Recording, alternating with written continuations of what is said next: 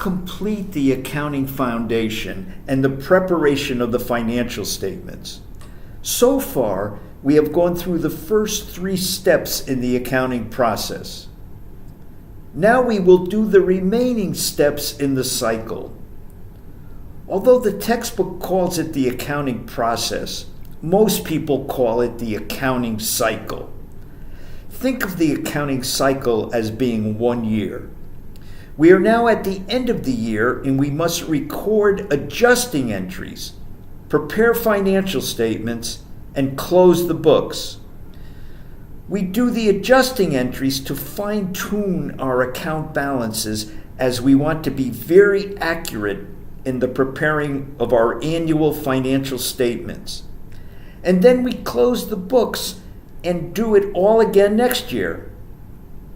I will try to simplify the process in my lecture so you can see the total picture and get additional details from the textbook. Note that we prepare a trial balance at 3 different times: the unadjusted trial balance, the adjusted trial balance, and the post-closing trial balance. In this unit, we will discuss the adjusting entries and the closing entries. We will cover the adjusting entries on the next several slides. We make these adjustments for several reasons. Ensure revenues are recorded when earned. Ensure expenses are recorded when incurred. Ensure assets are reported at amounts representing the economic benefits that remain at the end of the current period, and ensure that liabilities are reported at amounts owed at the end of the current period. We will go through each of these adjustments and give an example for each one. We will analyze the unadjusted balances in the balance sheet and income statement accounts.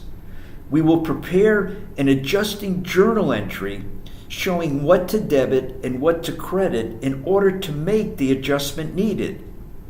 We then post the adjustment to the ledger account and summarize the account to a new balance that is now used for the preparation of the financial statements. Adjustments help ensure all revenues and expenses are reported in the period in which they are earned and incurred as a result of the company's activities. Without these adjustments, the financial statements present an incomplete and potentially misleading picture of the company's financial performance. I now want to go over the accounting for several individual adjustments. We review the accounts and also look at any other information that may indicate the need for an adjustment. Then we determine what should we debit and credit and for how much.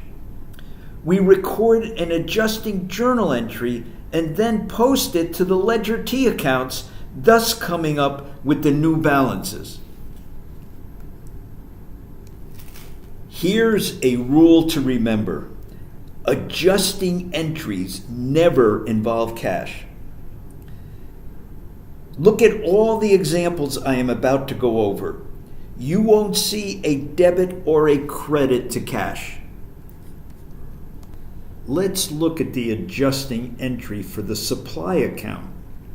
The supply account shows that we have $500 of supplies on hand.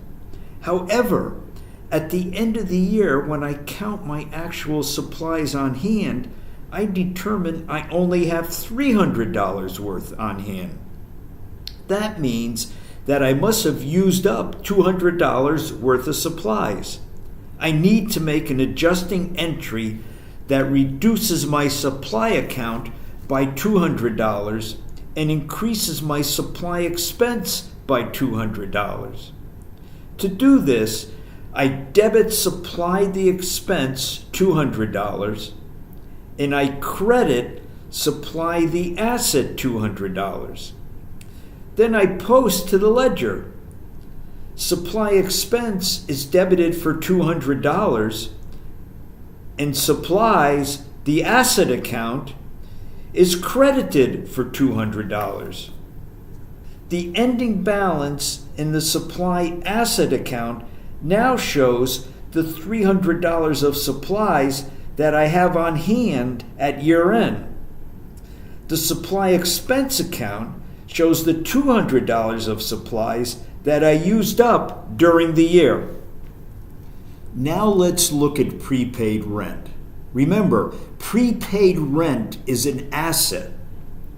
Assume that you have prepaid 3 months' rent on December 1st for a total of $2,400 or $800 per month. That means December, January, and February are paid in advance.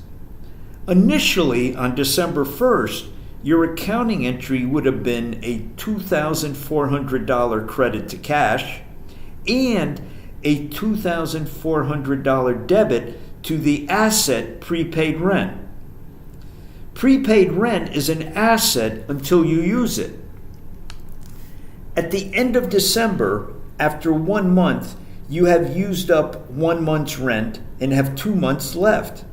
Therefore, you need to show the 1 month's rent used up, the December rent, as an expense, and the 2 months remaining prepaid, January and February.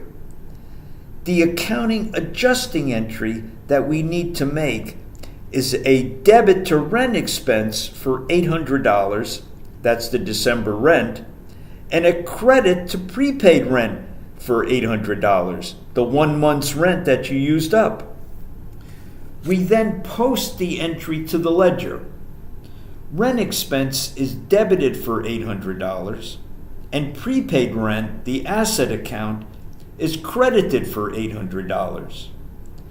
The prepaid rent account now has a balance of $1,600 that represents the 2 months prepaid rent that are left, January and February. The expense account is showing the $800 expense for the month of December. When a business receives money for a service or product that has yet to be done or given to the customer, an accounting entry is made that debits the cash received and credits unearned revenue. In essence, unearned revenue is a prepayment. You owe the goods or service to the customer, and as a result, unearned revenue is a liability. Many students get confused with unearned revenue because the account title says revenue. Don't be misled. Unearned revenue is a liability and shows up as such on the balance sheet. A good example of unearned revenue is a gift card. When you buy a gift card, the store owes you the merchandise in that amount. When a gift card is purchased, the store debits cash and credits unearned revenue gift cards. When the customer uses the gift card, the unearned revenue gift card account is debited and earned revenue, probably a sales account, is credited. In this example, a customer bought a $300 gift card.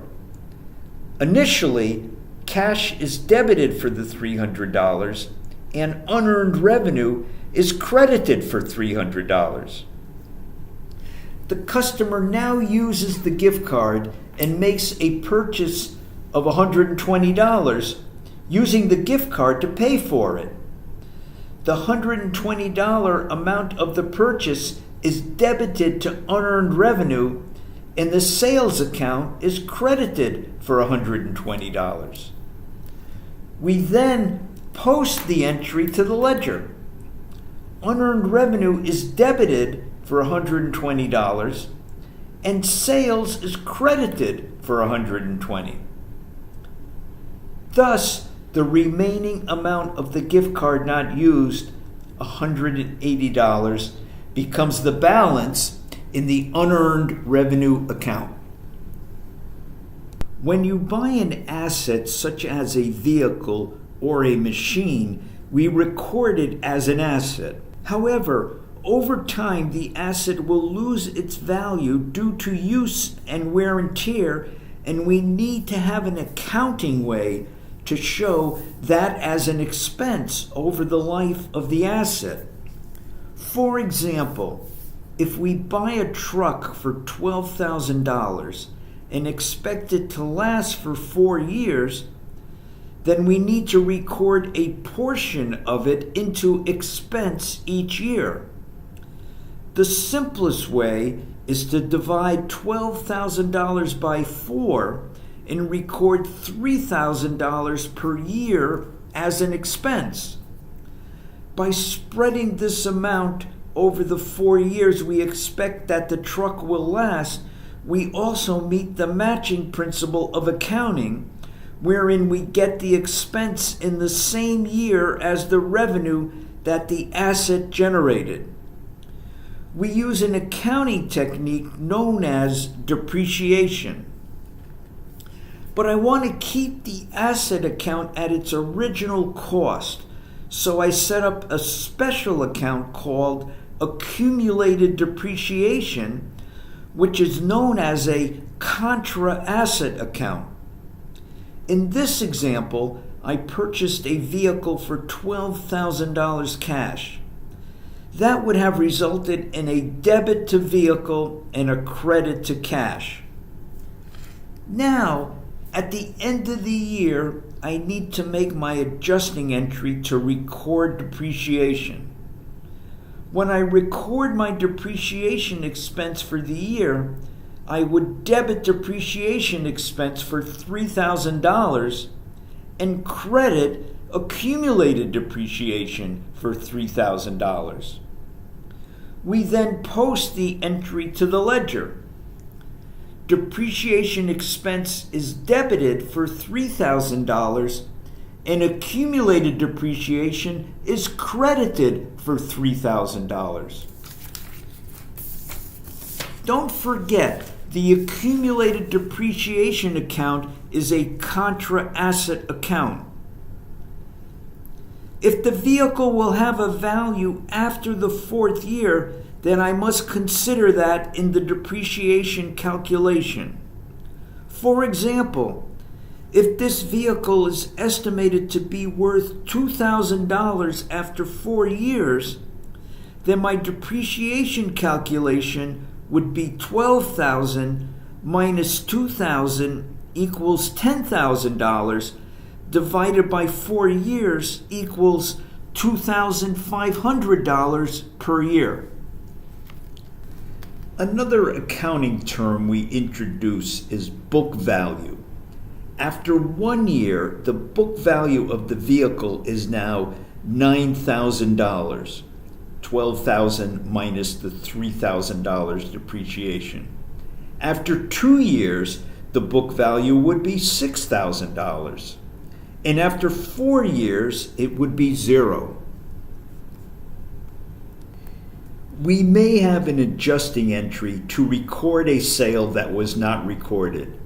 Maybe events were such that something was sold and the customer is going to pay next week.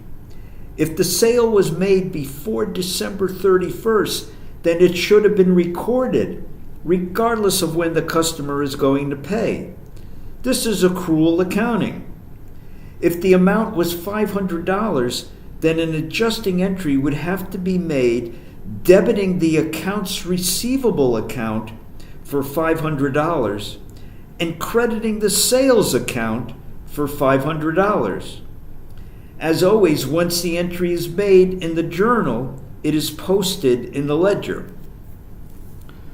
While not an adjusting entry, this is something that happens next year in January, I do want to show what will happen in January when the customer pays.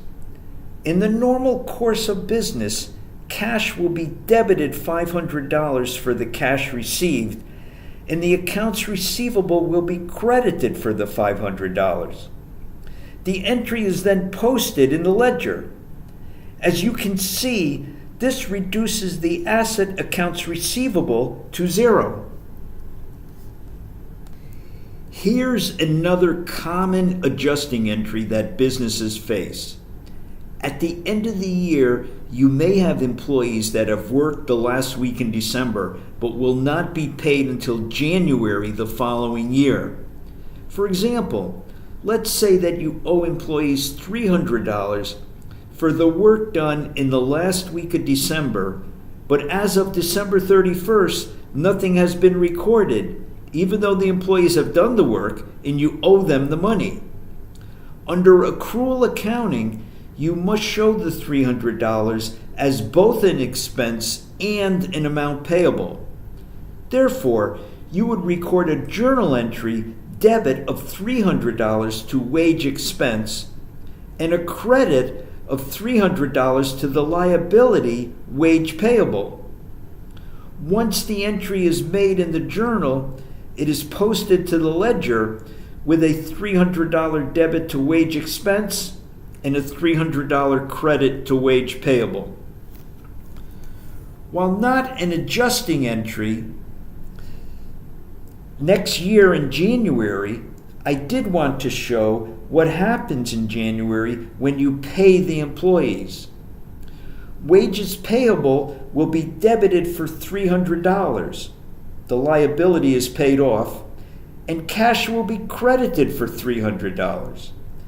The entry is then posted in the ledger. As you can see, this reduces the liability wage payable to zero.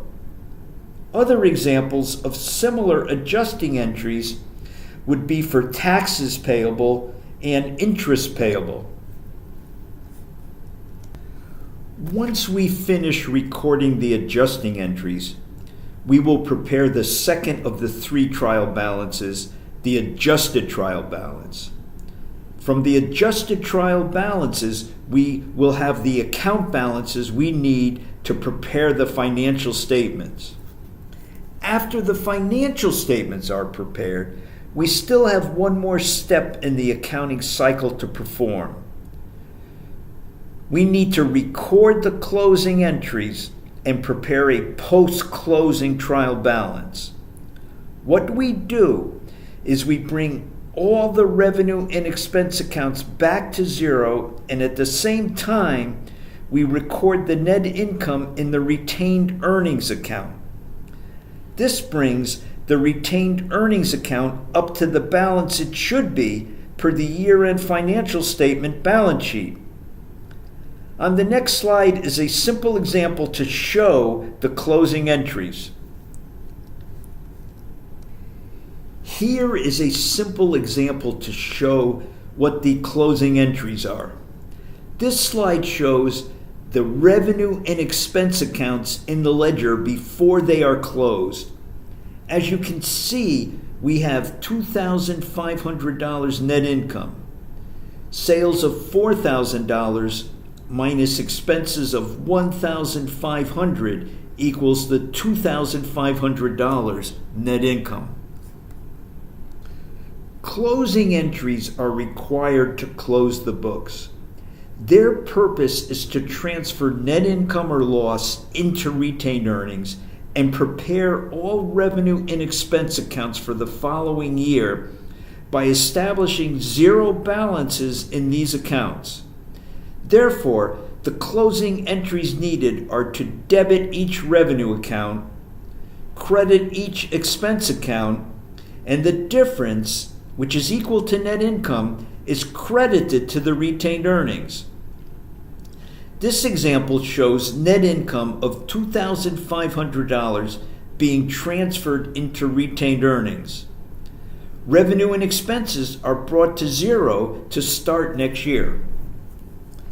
The closing entry in the journal is a $4,000 debit to sales, a $500 credit to wage expense, a $1,200 credit to rent expense, and a $2,500 credit to retained earnings. The journal entry is then posted to the ledger.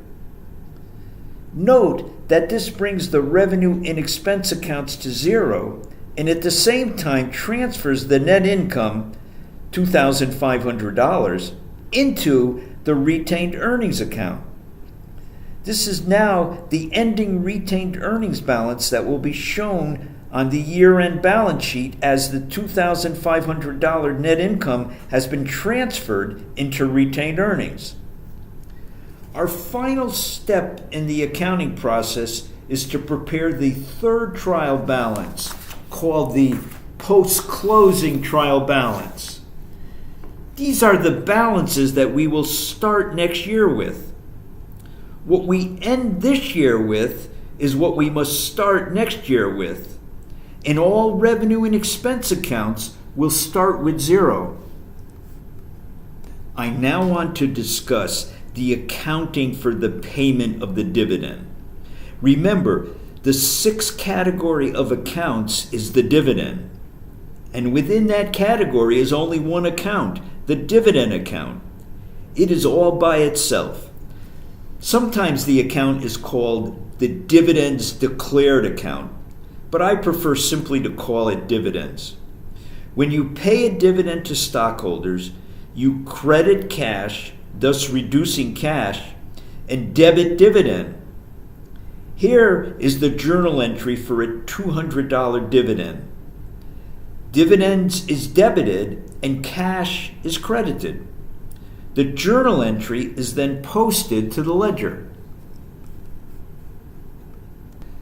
Just like revenue and expense accounts, at the end of the year, the dividend account must be closed out to retained earnings. This is done by a separate closing accounting entry, as it is not mixed up with the net income because it is not part of net income. The journal entry is a $200 debit to retained earnings and a credit of $200 to the dividend account. The amounts are posted to the ledger. The dividend account is now 0, and the retained earnings has been reduced to $32,300. This is the new retained earnings balance after dividend. Here is an example of a retained earnings statement. Beginning retained earnings plus net income minus dividend equals ending retained earnings. Note that the dividend is shown as a reduction to retained earnings. A dividend is not shown on the income statement. It only shows up on the statement of retained earnings as a reduction of retained earnings.